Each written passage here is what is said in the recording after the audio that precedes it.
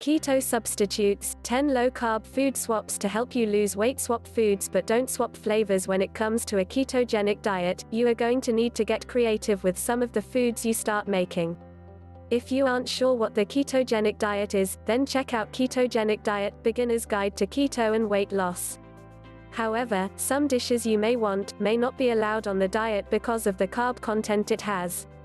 Lucky for you, there are low-carb substitutes for almost any foods out there. This article will provide you with 10 simple low-carb substitutes that you are guaranteed to love. You won't even be able to tell the difference anyway. Substitutes. When people attempt to do keto or other low-carb diets, the biggest issue is that they don't prepare and understand that most of their favorite foods have some pretty solid replacements. Understanding how you can make bread without having to use the stuff that adds on the weight completely changes the game. Flour low-carb substitutes. Instead of using regular or wheat flour, you can use coconut or almond flour. Bob's Red Mill is our favorite. A quarter cup of coconut flour contains 6 grams of net carbs. This is compared to about 24 grams of carbs for regular wheat flour. Almond flour contains about 3 grams of carbs for a quarter cup.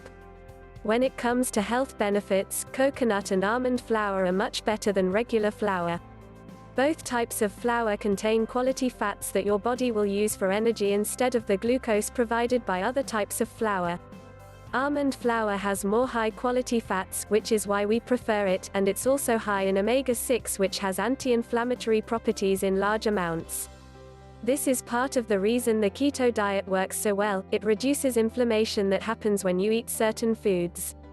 Another benefit of these flours is that they help speed up your metabolism, which is something that you want when you are trying to shed pounds off your body.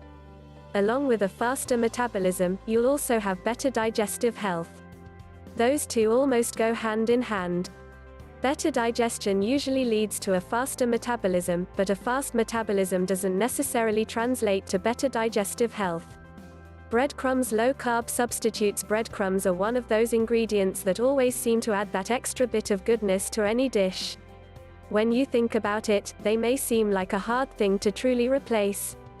There is, however, a great substitute for your typical, everyday breadcrumbs. Crushed up pork rinds are perfect in the placement of breadcrumbs. That's right, pork rinds. Trust me, I know how it sounds. This is something you would probably never think of, but they work almost exactly like breadcrumbs. When you're using them, all you have to do is crush them up and use them like you would any other breadcrumbs. The reason pork rinds are a great low-carb substitute is that they don't have any carbs. So instead of calling this a low-carb substitute, we can call this a no-carb substitute. They are filled with healthy fats, and if you're worried about losing electrolytes, they also pack on the sodium. Pork rinds make it easy to stay on a keto diet, and you won't even be able to tell the difference since they look just like breadcrumbs. We all know how much you enjoy cooking meats with a little bit of breading on it, so you might as well try this so you can get a taste of your old, unhealthy lifestyle. Plus, they are pretty cheap for giant bags and can be found at the corner gas station. How convenient. Tortillas low-carb substitute. Tortillas are always great when you want something like a burrito or taco. Unfortunately, tortillas have about 98 grams of carbs in one serving. That is way too high when you are looking to go low-carb. Because of this, you really do need to throw out all the tortillas in your life. It is time to substitute them with lettuce leaves. Lettuce leaves only have about 1 gram of carbs per serving. That is significantly lower when you compare that to a typical tortilla. Something to remember about lettuce leaves is that they add a nice crunch to any meal. The crunch isn't like that of a taco shell, but you have something that every meal should have a little bit of. You won't have the same taste as a tortilla, but if you're making something where the lettuce leaf is just there for support, that taste difference really won't be a problem at all. Rice substitute. Rice, another one of those foods that seem like it just can't be replaced.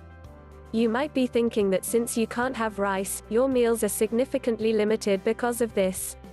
There is definitely one low-carb alternative that is extremely similar to the lovable rice. This alternative or substitute is cauliflower rice. Rice has about 45 grams of carbs per cup. Cauliflower rice has around 2.5 grams of net carbs per cup.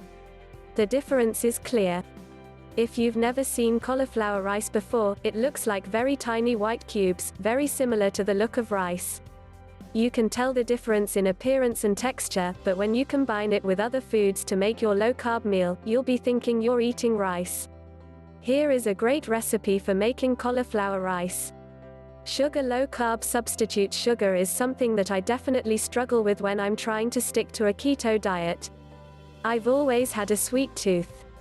There are a lot of people that don't realize that sugar is considered a carb. If you don't believe me, just look at the nutrition facts of any candy.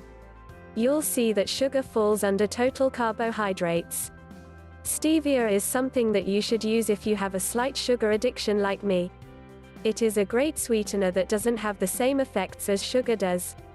There may be one problem with stevia, and that is when most people try it, they can immediately tell how different it is from sugar. Stevia has somewhat of an acquired taste at first, and you may not like it when you first try it. However, if you continue to use it, that acquired taste will be something you get used to, and eventually, you'll start to forget how real sugar actually tastes in some of your foods. Stevia comes in a few different forms. You can get it as a powder or a liquid.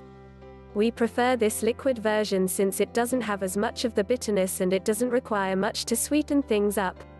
Scooping the powder form makes us feel like we are piling on the sugar. We can be weird sometimes. Coffee. Low-carb substitutes. Coffee by itself isn't bad for a keto diet. The problem comes from what you add to the coffee. The additives are what makes a regular cup of coffee go from keto-friendly to having all your carbs for the week in one cup. If you aren't one to drink black coffee, you need to have bulletproof coffee. It's coffee with enough added to it that will give it some flavor so you aren't stuck with that natural coffee taste. Milk. Low-carb substitutes. I'll be the first one to tell you that I hate not having my whole milk.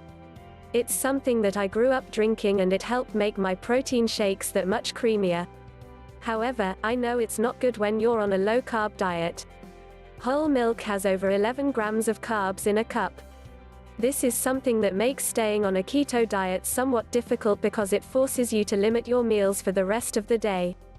A low-carb substitute for whole milk is almond milk, which has about 2 grams of carbs per serving. If you love the creaminess of whole milk, drinking almond milk is definitely going to be very different for you. You may not really like it right away. The best thing to do is add it to any smoothies or protein shakes you might enjoy throughout your day. Pouring a glass of almond milk and drinking it straight up isn't something I would recommend because it's just not the same as whole milk. The good thing about almond milk, besides its low-carb content, is that it is cheaper than regular milk, and if you really felt like it, you could make it yourself. It is simple to make and will save you the hassle of going to the store every few days if you're a frequent milk user. Mashed potatoes. Low-carb substitutes. I have never met a person that flat out hates mashed potatoes. It's a comfort food that everyone can enjoy at some point. However, as good as it tastes, you are looking at 35 grams of carbs from just 1 cup of mashed potatoes. Not one of the best options on a low-carb diet. One of the best low-carb substitutes you can make for mashed potatoes is mashed cauliflower. When made the right way, I guarantee that you will not be able to tell the difference between mashed potatoes and mashed cauliflower. They taste that good. Making mashed cauliflower might be easier than making mashed potatoes too. You don't have to worry about peeling any potatoes, which are probably the most time-consuming part of making mashed potatoes. The total cook time for the cauliflower is less than the potatoes as well. It's just an overall easier thing to make when you compare the two together. To show you how easy it is, here is a bacon, Gouda, cauliflower mash recipe that you are guaranteed to love. I know that cauliflower has been mentioned a few times in this article. It's not the only good low-carb vegetable that works as a substitute. Here are 11 low-carb vegetables for everyone on keto. Pizza crust. Low-carb substitutes. Pizza is something that can make my mouth water from time to time, but the crust is something that is definitely not keto-friendly at all. There are actually a few low-carb substitutes that can work quite well in place of your traditional pizza crust. You can make pizza crust out of actual meat. Save this for when you're really craving a meaty pizza, almond flour, or even cheese. It may seem like making an actual pizza crust out of some of these would be very difficult, but if you have the right utensils, you'll be perfectly fine. There won't be any problems at all, and in the end, the pizza will be just as good as any pizza you've ever had. Try them out. Don't be scared to try these low-carb substitutes. They may not be your typical first option when it comes to cooking, but if you are serious about going low-carb, you are going to need to know some creative ways to have dishes that you grew up loving.